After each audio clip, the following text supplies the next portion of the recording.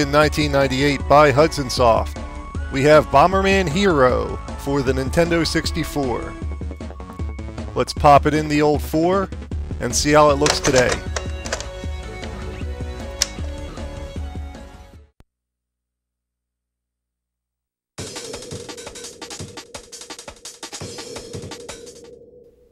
Now, I must say I'm a little embarrassed to admit this, but this is the first time I've played a Bomberman game. The entire franchise has somehow escaped me over the years. Now, I know that may come as a surprise and a shock to some of you, but there are, frankly, a lot of games out there, and it would be impossible to have played every single game ever made.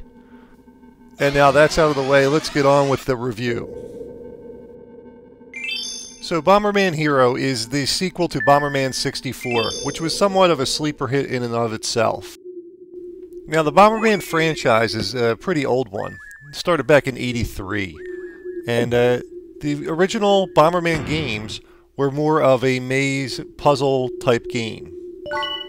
And as we fast forward to 1998, the series has sort of morphed, if you will, into a platformer type puzzle game, as we see here in Bomberman Hero. Now, the overall gameplay and game dynamics are very similar to what we saw in 3D Load Runner for the Nintendo 64. Essentially, your goal for each level is to get from point A to point B, and to do that you have to navigate a type of maze and various platformer type obstacles, as well as enemies. Now, to do that, you use the Nintendo 64 thumbstick to navigate your Bomberman character around, and it does have analog support like most, if not all, Nintendo 64 games. So the slower you push the stick, or the less you push it, the slower the character moves, and so on and so forth. And you're equipped with bombs. And to use the bombs, you can use them in a variety of ways. You can throw them, you can just set them on the ground. You can remote detonate them, and you can also kick them. And you use these bombs to destroy a number of obstacles, kill enemies, and activate switches. In addition to moving around and using your bombs, you can jump in this game, which from what I understand is a new addition to the Bomberman games for the Nintendo 64, at least.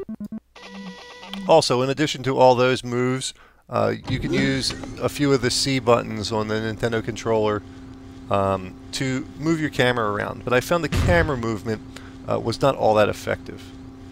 And I'd also like to mention that although there was analog control of your Bomberman character with the analog thumbstick, it seemed a bit touchy and sensitive, and it was a bit hard to control.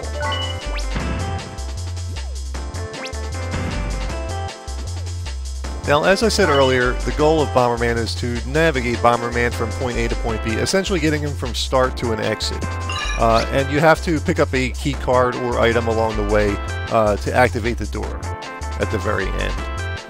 Collecting other items and killing enemies is secondary and only gains you more points.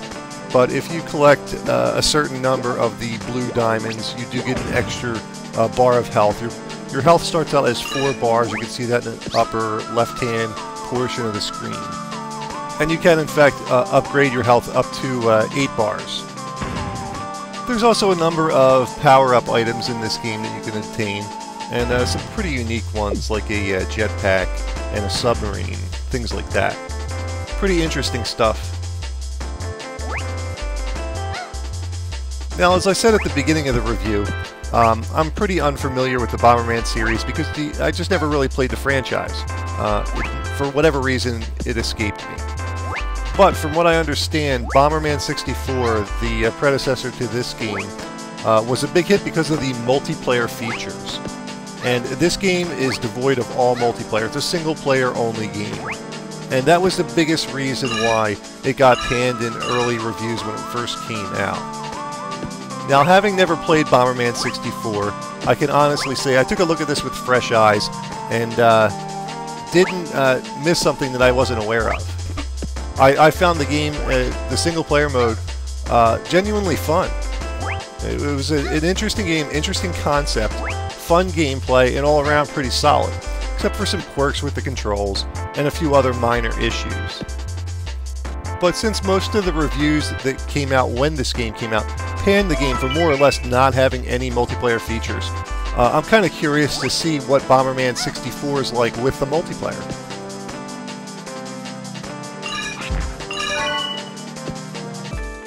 Now, as you would expect with any good platforming/puzzle game, the further you get in the game, the more complex and more difficult the mazes and puzzles get.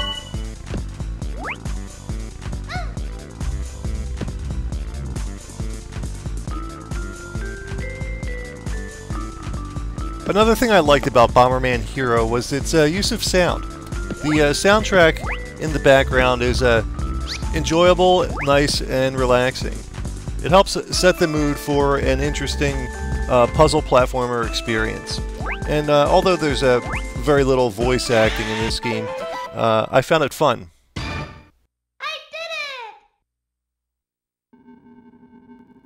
did it! So all in all, Bomberman Hero is an all-around good game. At least I felt so.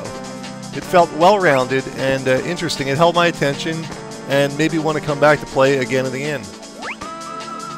Although the game's biggest complaint is that it's a single-player game and there's no multiplayer features, I didn't feel that it was anything that needed to be included. But I don't know, maybe I'll have to try Bomberman 64 to see what everyone's talking about.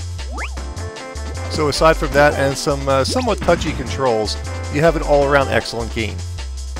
I'm going to add this to my list of must-haves for the Nintendo 64 system.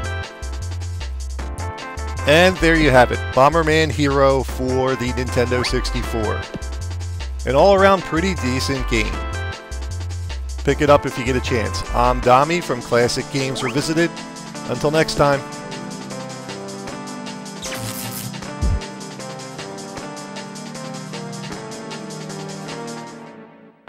The game's over.